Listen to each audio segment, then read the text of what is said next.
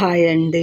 ఈరోజైతే మనము వరి కోసే యంత్రం అనమాట. ఇది మన పొలంలో హార్వెస్టింగ్ మెషిన్ తోటి వడ్లయితే నూర్పడం జరుగుతుంది. మనకి ఒక్క రోజులో అండి 6-9 ఎకరాలైతే ఈజీగా ఇది హార్వెస్ట్ చేస్తుంది. ఇంకొకటి ఏంటంటే ఒక్క రోజులో ఇలా జరుగుతుంది అంటే కూలీల కొరత, వారు సమయానికి మనకు అందుబాటులో లేకపోవడం, ఒకేసారి అన్ని పొలాలు కూడా కోతకు రావడం, ఇవన్నీ కూడా రైతులు సామాన్యంగా అనుభవిస్తున్న ఇబ్బందులు అనమాట. వీటన్నిటిని అధిగమిస్తూ ఈ మిషన్ సహాయంతో అయితే రోజుకు 6-9 ఎకరాలండి. అంటే ఏంటి, తడి లేకుండా పొడిగా ఉన్నదనుకోండి పొలము, ఇబ్బంది లేకుండా ఉంటే 9 ఎకరాల వరకు కూడా ఇది హార్వెస్ట్ చేస్తుందండి.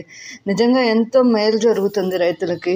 చదువుకున్న వాళ్ళు పొలంలోకి రావాలా, ఇది చేయగలమా అన్న వాళ్ళందరి కోసం కూడా ఈ మెషినరీస్ అయితే చాలా హెల్ప్ అవుతున్నాయండి. ఇలా మనం చేయడానికి ఒక డ్రైవర్ వచ్చారండి. అతను ఒక్కరే మొత్తం కూడా పొలం కోత కోయడం అంతా కూడా మెషిన్ తోటి చేశారు. ఇక మనకి 2 వ్యక్తులు దీనికి సహాయంగా వర్క్ చేశారండి. వీటన్నిటిని కూడా ఆరబెట్టడం ఇవన్నీ కూడా చాలా ఈజీగా అనమాట. ఎందుకంటే రైతులం పడే కష్టం అయితే చాలా ఉంటుంది. అది కోత కోయడము, దాన్ని ఆరబెట్టడం ఇవన్నీ కూడా. ఈ కోత కోయడము, నూర్చడం అన్నది ఈ 2 పనులకైతే ఈ మెషిన్ అయితే చాలా హెల్ప్ఫుల్ అయితే అవుతుందండి. చూస్తున్నారు కదా. ఇప్పుడు ఏంటంటే అడ్వాన్స్డ్ టెక్నాలజీస్ కూడా వచ్చినాయని చెప్తున్నారు. మనకి ఎకరానికి ఇంతని తీసుకొని సెకండ్లు అయితే మనకు అందుబాటులో ఉంటున్నాయి అన్నమాట.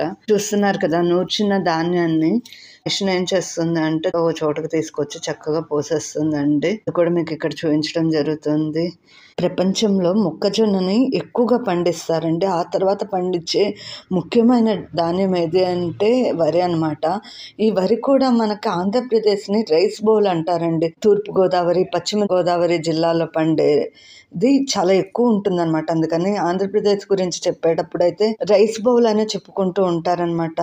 ఇంకొకటి ఏంటంటే మానవుల యొక్క పోషకాహారాన్ని, సమతుల్యమైన పోషకాహారాన్ని అందించడంలో క్లోరోఫిల్ అని అదేం చేస్తుందంటే ఒక ధాన్యం ఎంత శక్తినిస్తుంది మనుషులకని క్యాలిక్యులేట్ చేసేటప్పుడు క్లోరోఫిల్ పర్సంటేజ్ అని చెప్తారండి.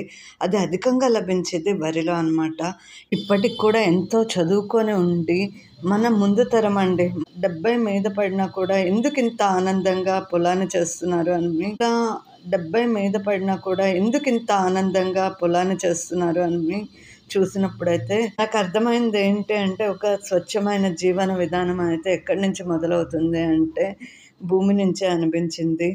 ఇక్కడైతే ఎంతోమంది రైతులండి, వాళ్ళైతే ఏ టైంకి వస్తున్నారు, ఏ టైంకి వెళ్తున్నారు అన్నది కూడా కాకుండా ఎంత కష్టమైనా సరే ఒకరికొకరు తోడుంటా ఆహారాన్ని అందిస్తున్న అన్నదాతలు ఎందరో అండి. వారి కష్టాన్ని చూసినప్పుడు ఒక్క బియ్యం మెతుకు కింద పడేయాలన్నా కూడా చాలా బాధ అనిపిస్తుంది అనమాట.